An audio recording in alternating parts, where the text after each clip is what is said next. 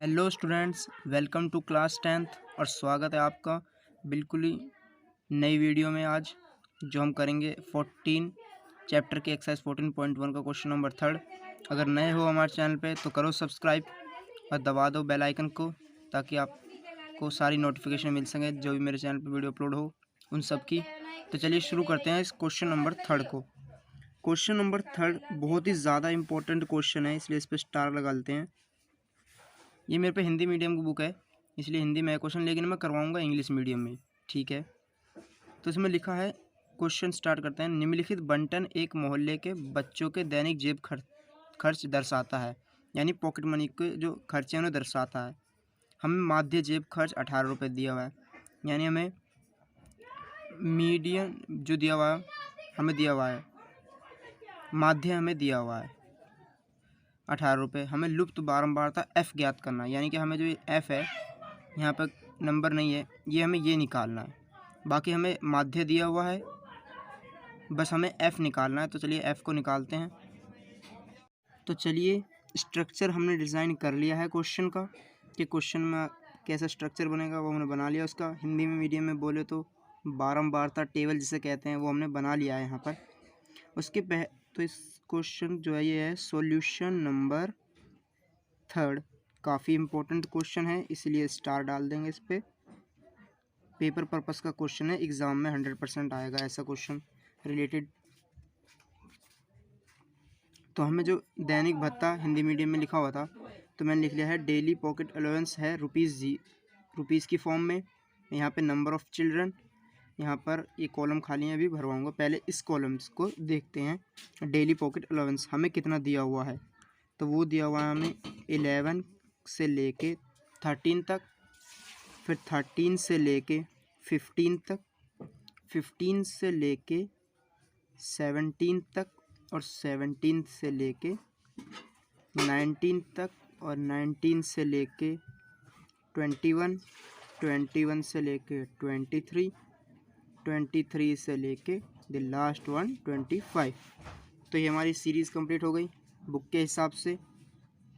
और इसके नीचे डालेंगे अपना, आपको बिल्कुल इसी तरह इसी फॉर्मेट में करना है जिस तरह मैं कर रहा हूँ। अगर मीन निकालना है तो पहला आपको ये क्वेश्चन की साइड में मिल जाएगा, ये वाली रो कंप्लीट कर उसके नीचे लिखेंगे आप टोटल लिख दिया।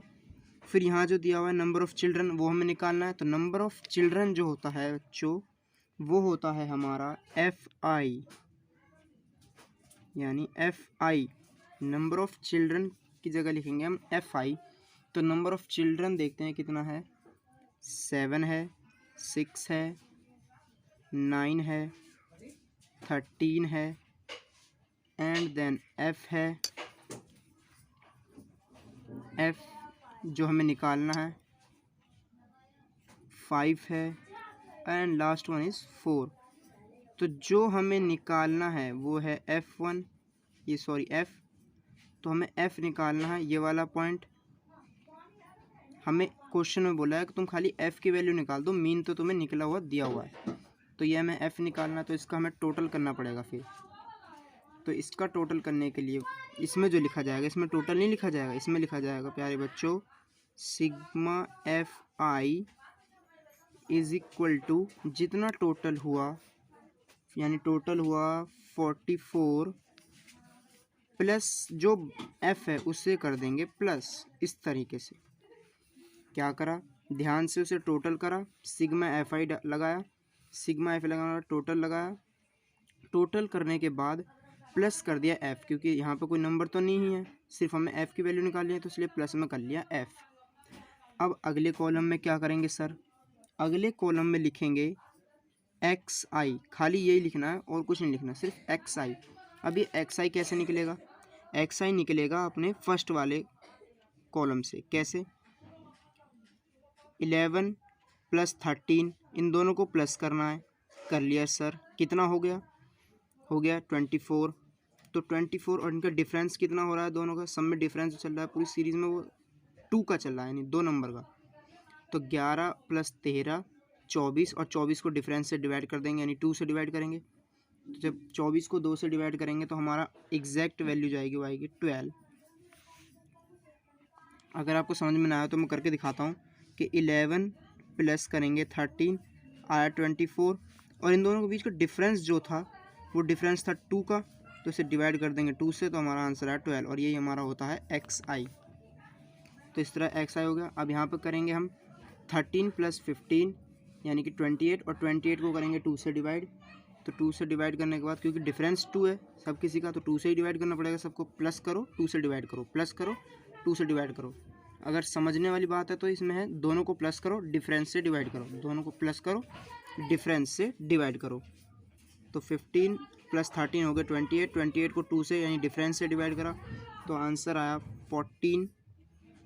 फिर इसी तरह इसमें भी करा 16, 16 के बाद फिर 18, 18 के बाद फिर 20, 20 के बाद 22 and the last one is 24।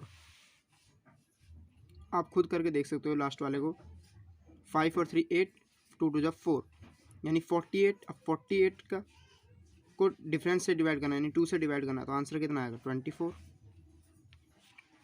अब अगला कॉलम किस चीज़ का होता है सर?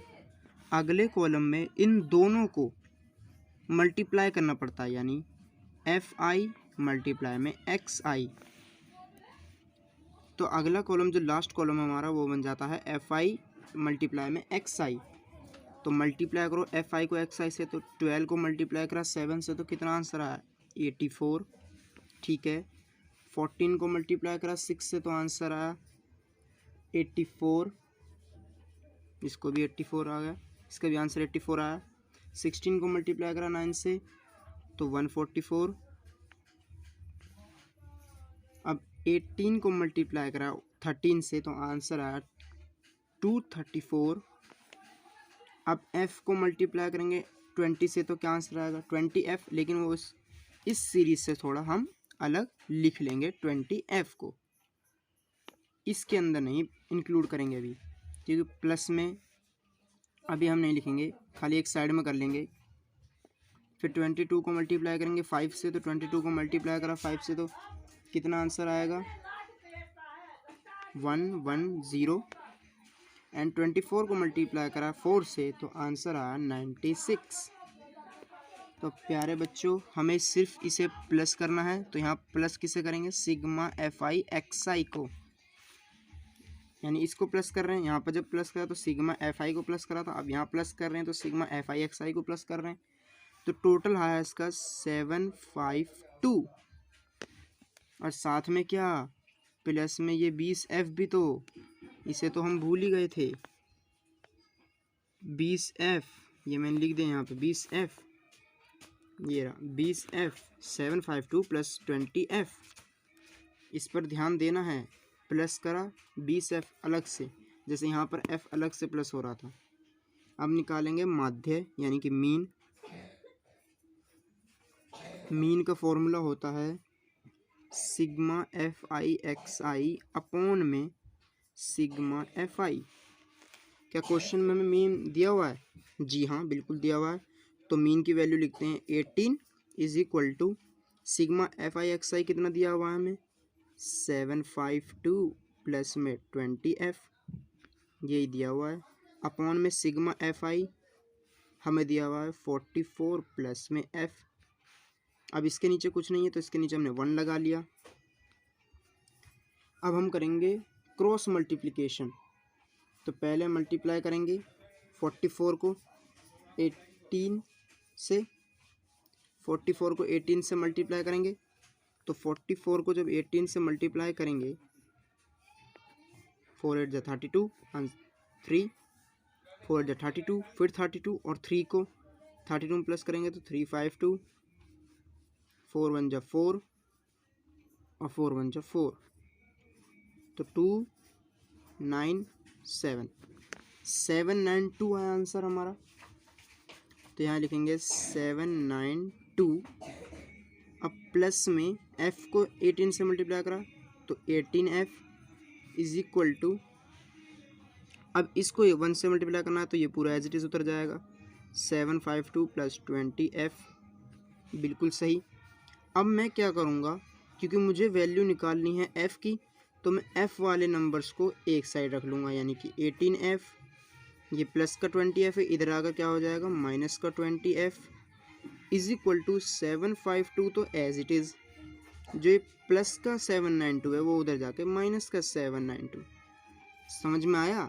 मैंने इस f की वैल्यू निकालने के लिए सिर्फ f वाले नंबर्स को इज इक्वल टू के लेफ्ट साइड रख लिया और जो नंबरिक बचा वो राइट साइड छोड़ दिया। तो आगे करेंगे सॉल्व।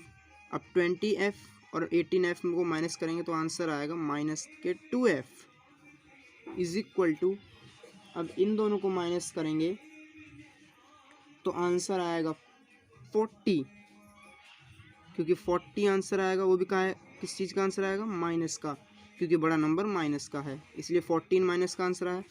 अब ये भी माइनस का और ये भी माइनस का, दोनों के साइन कैंसिल आउट हो गए, दोनों प्लस के हो गए, तो 2f इज इक्वल टू 40। तो f की वैल्यू जो आई वो आई 40, तो एज इट इज़ मल्टीप्लाई में 2 तो डिवाइड में 2 आ गया, 2 को कैंसिल आउट किया 40 से, तो आंसर आया 20 इसे कैंसिल आउट करने के बाद। तो हमारे जो f की वैल्यू आई क्वेश्चन में जो पूछी थी वो क्या है 20। So it is a final answer of the question. ये है हमारा फाइनल आंसर जो कि हमें निकालना था। क्वेश्चन में हमें मीन दिया हुआ, तो मीन की मदद से हमने f की वैल्यू निकाल ली। मेन दिक्कत जो आ रही थी बच्चों को वो ये समझ में आ रही थी कि सर f की वैल्यू कैसे निकलेगी, तो मैंने उन्हें टेबल के थ्रू समझाया है कि इसे अलग रख देंगे बाकी सबको जोड़ेंगे, फिर इसे अलग रखेंगे बाकी सबको जोड़ेंगे और आंसर फिर हमारा निकल कर आ जाएगा। तो बस आज की वीडियो में इतना ही। वीडियो देखने के लिए बहुत बहुत शुक्रिया। अगर वीडियो अच्छी लगी हो आपको तो आप चैनल को लाइक करो और इस वीडियो को अपने फ्रेंड्स में शेयर करो, और नए हो तो चैनल को सब्सक्राइब करो। Thank you.